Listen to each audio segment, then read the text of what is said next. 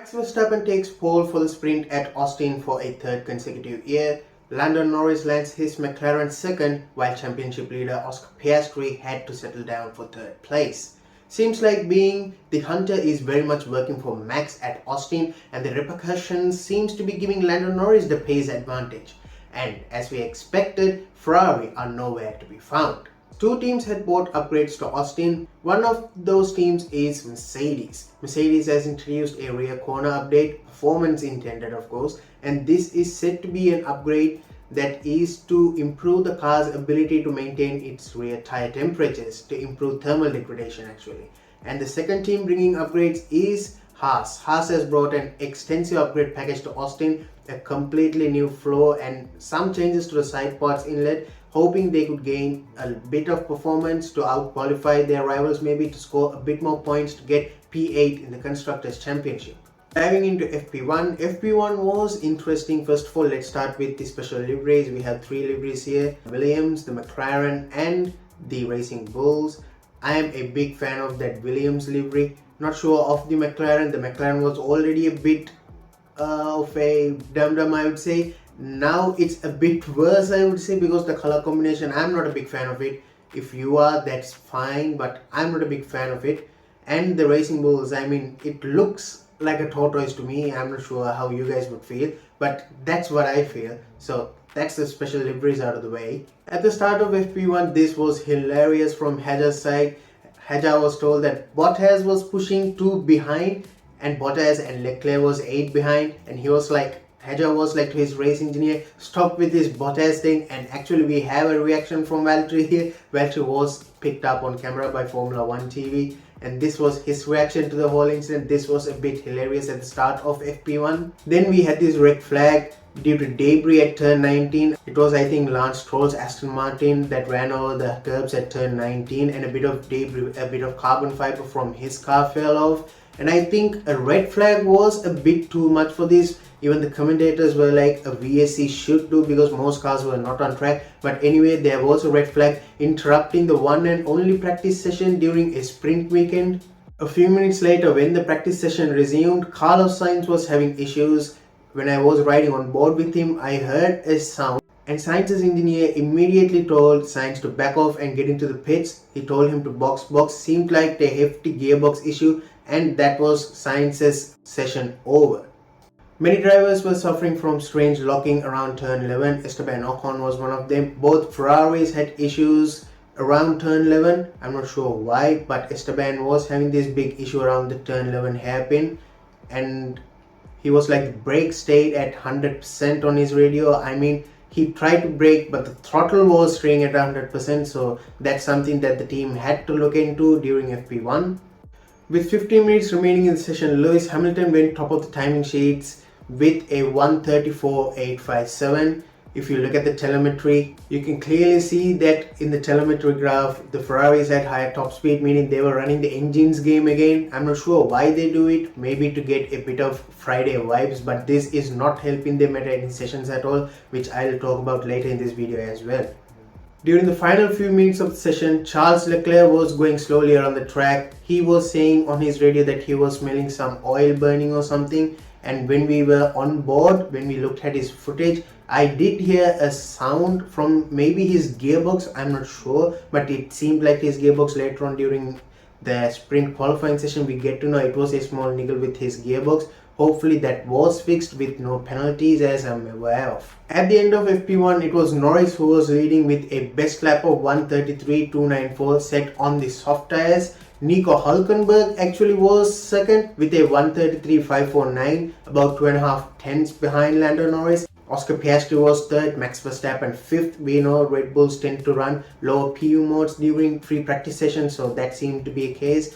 But here, Lewis Hamilton posted a lap time of 1:33.965 on the medium tires, which was nearly 7 tenths slower than the McLaren's. Leclerc, he never got to set a time on any of the soft tires, soft or the medium tires for that fact, because of his gearbox issue. It was session over for him at that point.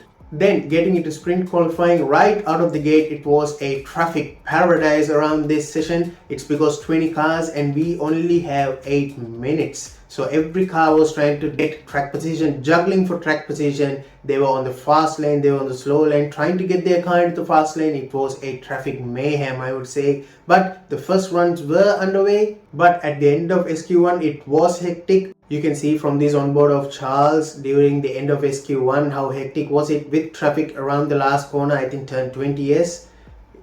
It was a whole juggling paradise there with traffic. Yuki Tsunoda never got to complete his second lap to get into SQ2 actually, and it was Behrman, Colapinto, Tsunoda, Ocon and Bortoleto who were eliminated during SQ1. Next into SQ2, again Max Verstappen was on pace, on target every time. He set a benchmark of 133.163, which I think Lando did beat at the end, but Max I think didn't do a second run if I am correct.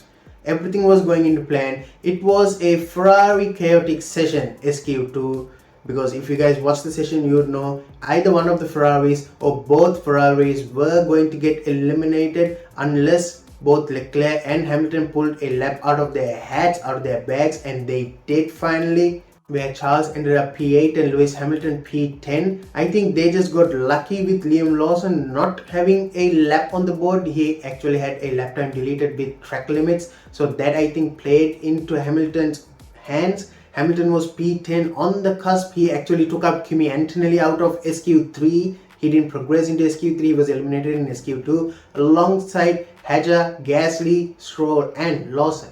SQ3 starts. Mercedes and George Russell get out ahead first, completing their first laps. That was his only lap. He put it on P1 for a momentary time.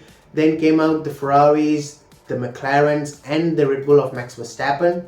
And during SQ3, Max pulls out a blinder. He was the last to complete all their flying laps and he pulled out I think about a 10th of a gap on Lando Norris, and Oscar Piastri landed third. And as I predicted in my previous video, Oscar is struggling a little bit around the Austin circuit, around the Circuit of Americas. Lando is having an advantage. He has usually been comfortable around this track. He is able to guide his McLaren car better through the first and last sectors compared to Oscar Piastri, but Max, he was just phenomenal as always. This is his third consecutive sprint pole on this circuit, and every time he has taken a sprint pole, he has converted that into sprint wins. So this is our grid for tomorrow's sprint race. It's Verstappen in P1, Lando P2, Oscar Piastri P3. Nico Hulkenberg landed his car into P4, out qualifying both Ferraris, a customer team actually out qualifying the works team. Again, it's happening this year so much often. Hulkenberg pulled out a stunning lap. Russell lines up P5, Fernando Alonso lines up P6. We have the Williams duo at 7th and 9th. We have the Ferrari duo at 8th and 10th. Unfortunate for Gabriel Bortoleto, which I missed during SQ1, he had a lap time deleted and he was not able to get a second flying lap in because of that traffic melee during the end of the session. Before ending the video, I just wanted to talk about this performance chart presented during the race. It now shows that since Hungary to Singapore, Red Bull has taken good steps forward. They have the fastest car now, it seems. That shows that they have been developing consecutively, continuously, intense developments on that Red Bull. McLaren have fallen to second place. I think they won't mind it as much as the graph actually shows, because McLaren stopped developing like after front suspension update. They haven't bought any sort of performance upgrade, I would say, rather than circuit specific front and rear wings. Mercedes has improved a bit, but still they are third fastest. Ferrari, this graph, I'm still impressed. It's showing Ferrari has improved by 0.01 seconds.